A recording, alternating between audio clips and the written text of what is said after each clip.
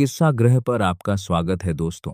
कुछ कहानियां आपको रुलाएंगी, कुछ हंसाएंगी और कुछ आपकी रूह को हिला देंगी। तो आ जाओ मेरे साथ, सब्सक्राइब करो किस्सा गृह को, क्योंकि यहाँ हर किस्सा सिर्फ कहानी नहीं, एक एहसास है। कर्णपिशाचिनी संपूर्ण जानकारी।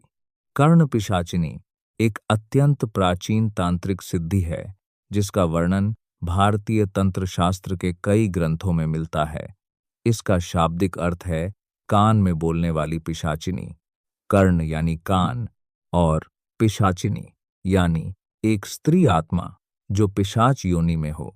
सरल भाषा में कहें तो यह एक ऐसी अदृश्य स्त्री आत्मा होती है जिसे तांत्रिक साधना के जरिए वश में किया जाता है, और वो आत्मा साधक के कान में फुसफुसाकर भूत, भविष्य और वर्तमान की हर बात बताती है। पुराने समय में इसे सबसे दुर्लभ और सबसे खतरनाक तांत्रिक सिद्धियों में से एक माना जाता था। इस साधना का उल्लेख अथर्ववेद में पिशाच योनि के संदर्भ में मिलता है। इसके अलावा तंत्र चूड़ामणि, डामर तंत्र और रुद्रयामल तंत्र जैसे प्राचीन ग्रंथों में इसका विस्तृत वर्णन है। यह साधना मुख्य रूप से वाम मार्गी तंत्र परंपरा का हिस्सा रही है, जो सामान्य धार्मिक मार्ग से बिल्कुल अलग और कहीं अधिक कठिन मानी जाती है। भौगोलिक दृष्टि से इस साधना का सबसे अधिक प्रचलन बंगाल, असम और केरल में रहा है। असम का कामाख्या मंदिर इस साधना का सबसे बड़ा और सबसे पुराना केंद्र माना जाता है, जहां आज भी तांत्रिक अनुष्ठान होते हैं। नेपाल के पशुपतिनाथ क्षेत्र में भी इस साधना के ऐतिहासिक उल्लेख मिलते हैं। मान्यता के अनुसार इस साधना में जिस आत्मा को बुलाया जाता है वो किसी ऐसी स्त्री की होती है जिसकी मृत्यु अकाल हुई हो, यानी जो किसी दुर्घटना, हत्या या आत्महत्या से मरी हो और जिसकी कोई इच्छा अधूरी रह गई हो। ऐसी आत्माएं न इस लोक में होती हैं न उस लोक में, वो बीच में भटकती रहती हैं। तांत्रिक इसी भटकती आत्मा को विशेष मंत्रों और अनुष्ठानों से बांध लेता है। एक बार बंध जाने के बाद वो आत्मा न पूरी तरह मुक्त हो सकती है और न कहीं जा सकती है। वो साधक के साथ बांधी रहती है और उसके हर सवाल का जवाब उसके कान में देती है। पुराने ग्रंथों के अनुसार यह साधना अमावस्या की रात को की जाती थी। विशेषकर काली चौदस की रात को सबसे उचित माना जाता था। स्थान के रूप में श्मशान घाट को चुना जाता था, जहां हाल ही में किसी का अंतिम संस्कार हुआ हो।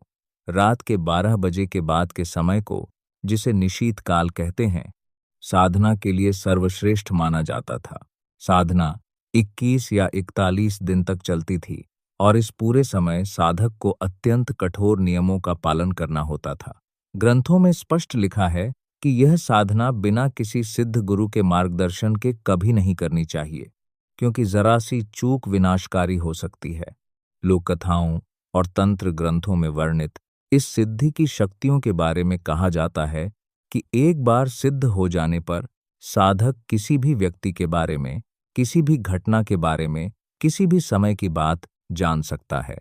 छुपा हुआ खजाना, दुश्मन की चाल, किसी रोग का कारण, दूर की घटनाएं, सब कुछ वो आत्मा बता देती है। इसीलिए पुराने जमाने में कुछ तांत्रिक और ओझा इसी सिद्धि के बल पर भविष्यवाणी करते थे। ऐसी मान्यता प्रचलित है। आम लोग उनके पास जाते थे और वो कर्णपिशाचिनी से पूछकर जवाब देते थे। अब आते हैं सबसे जरूरी हिस्से पर, इसके दुष्प्रभाव। और यही वो चीज है जो इस साधना को इतना भयावह बनाती है। तंत्र ग्रंथ खुद चेतावनी देते हैं कि यह सिद्धि एक दोधारी तलवार है। जो इसे पाता है, यह उसे भी पा लेती है। साधना के दौरान ही साधक को भयानक अनुभव होने लगते हैं। रात को ऐसे दृश्य दिखते हैं जो किसी और को नहीं दिखते। कानों में आवाजें आती हैं जो दूसरों को सुनाई नहीं देती। नींद पूरी तरह खत्म हो जाती है। हर वक्त किसी अदृश्य उपस्थिति का एहसास होता है। कई लोक कथाओं में वर्णन है कि साधना के बीच में जो लोग डर गए या नियम तोड़ दिए, वो सीधे पागल हो गए। उनका मानसिक संतुलन हमेशा के लिए बिगड़ गया। सिद्धि मिलने के बाद भी दुष्प्रभाव खत्म नहीं होते, बल्कि एक नए रूप में शुरू होते हैं। सबसे बड़ा दुष्प्रभाव यह है कि जो आत्मा को बांधता है, आत्मा भी धीरे धीरे उसे बांधने लगती है। साधक की अपनी इच्छा शक्ति कमजोर होने लगती है।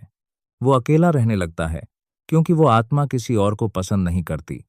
परिवार से दूरी बढ़ती है, रिश्ते टूटते हैं, सामाजिक जीवन खत्म हो जाता है। कहा जाता है कि जिस घर में ऐसा साधक रहता है, उस घर में अजीब घटनाएं होने लगती हैं। चीजें गायब होना, अजीब आवाजें आना, बच्चों और बुजुर्गों का बीमार पड़ना। एक और बड़ा दुष्प्रभाव यह बताया जाता है कि साधक का खाने पीने से मन उठ जाता है, शरीर कमजोर होता चला जाता है। वो सिर्फ उस आत्मा की दुनिया में जीने लगता है और धीरे धीरे इस दुनिया से कटता जाता है। कई पुरानी कहानियों में यह भी वर्णन है कि ऐसे साधकों की मृत्यु असामान्य परिस्थितियों में हुई और मरने के बाद उनकी आत्मा भी उसी पिशाचिनी के साथ बंध गई, यानी मुक्ति नहीं मिली। तंत्र ग्रंथों में एक और चेतावनी है जो बहुत महत्वपूर्ण है।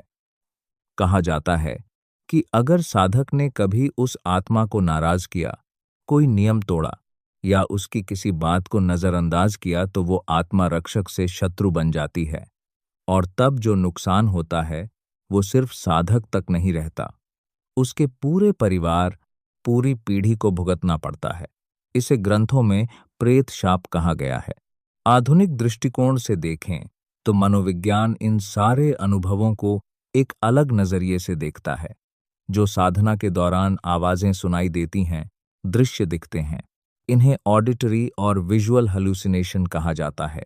लंबे समय तक अकेले रहना, नींद न आना, खाना न खाना, ये सब मिलकर किसी भी इंसान के मानसिक स्वास्थ्य को तोड़ सकते हैं। इसीलिए चाहे आप इसे आध्यात्मिक नजरिए से देखें या वैज्ञानिक नजरिए से, दोनों ही दृष्टि से यह साधना अत्यंत हानिकारक है। अंत में सबसे जरूरी बात, आज के समय में भी भारत के कुछ दूर दराज इलाकों में ऐसे लोग मिलते हैं जो इस सिद्धि का दावा करते हैं। कुछ ठग होते हैं जो सिर्फ पैसे के लिए यह नाटक करते हैं, और कुछ ऐसे भी होते हैं जिनके बारे में कहा जाता है कि उन्होंने सच में कुछ ऐसा कर लिया है जो समझ से परे है। पर एक बात जो हर ग्रंथ, हर परंपरा और हर जानकार एक मत से कहता है, वो यह है कि कर्ण पिशाचिनी की साधना का मूल्य हमेशा साधक को अपनी शांति, अपना परिवार और अंततः अपने आप को देकर चुकाना पड़ता है। यह सिद्धि कभी मुफ्त नहीं आती और इसकी कीमत हमेशा अपेक्षा से कहीं अधिक होती है। आज के लिए बस इतना ही। अगर आपको यह कर्ण पिशाचिनी का ओवरव्यू अच्छा लगा तो हमें ज़रूर सब्सक्राइब करें। हम आगे भी ऐसी वीडियोस लाते रहेंगे। शुक्रिया।